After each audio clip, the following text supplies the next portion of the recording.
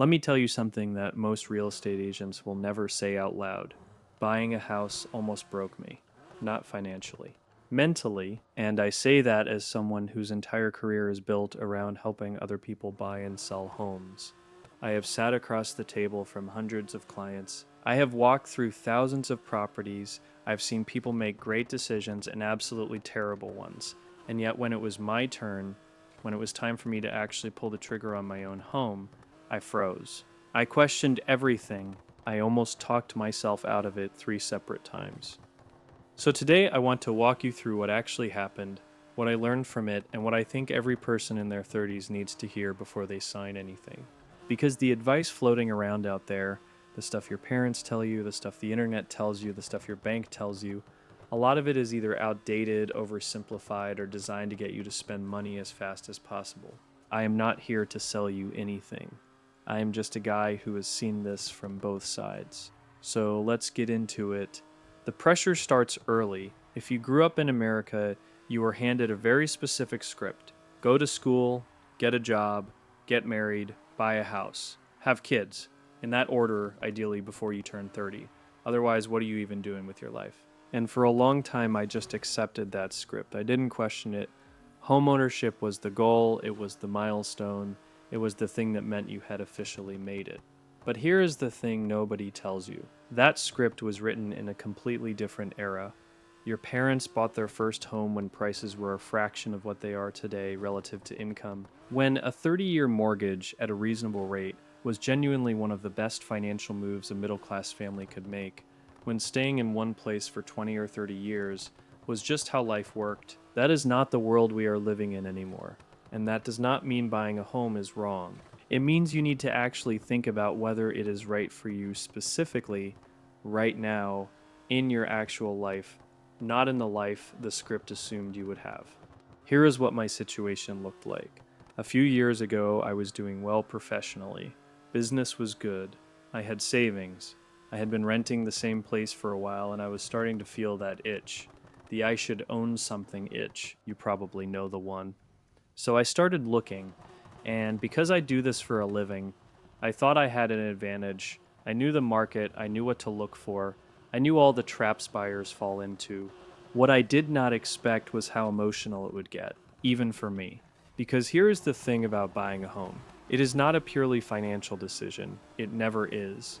You walk into a place and you start imagining your life there. You picture your kid running around the backyard, you picture where you would put the couch. And the moment that happens, the rational part of your brain starts losing ground to the emotional part every time. I caught myself almost offering on a house that was at the very top of my budget, actually slightly over, because I had walked through it twice and I just liked it.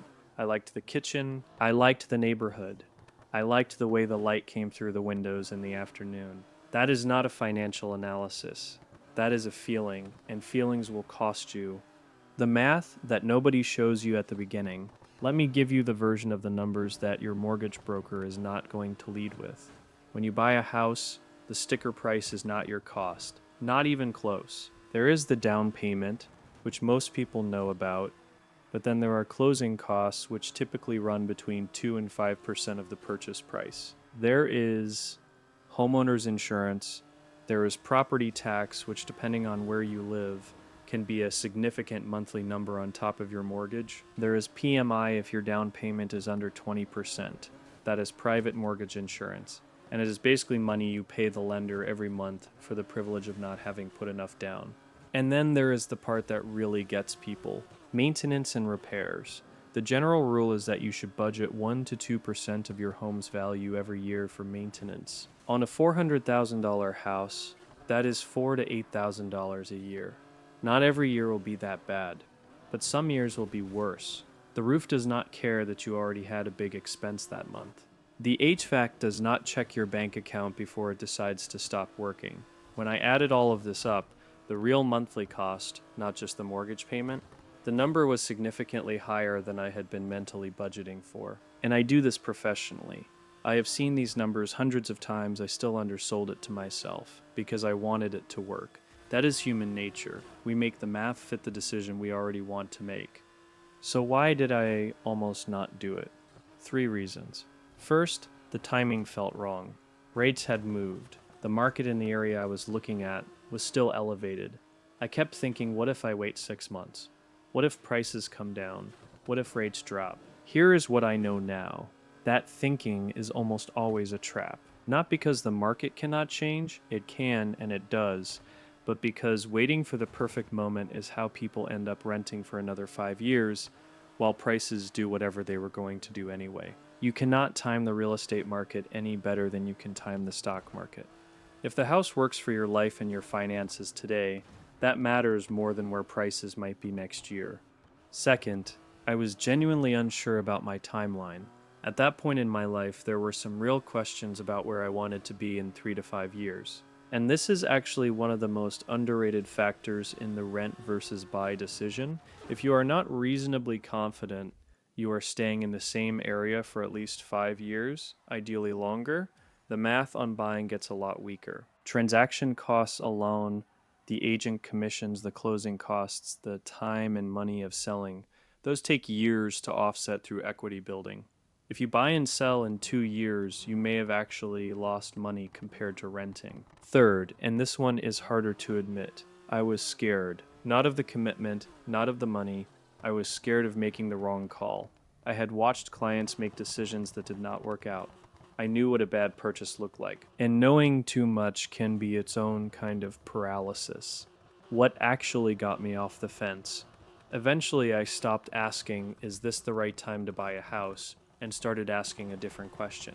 Is this the right house for my actual life? At a monthly cost I can genuinely afford without it stressing me out every month.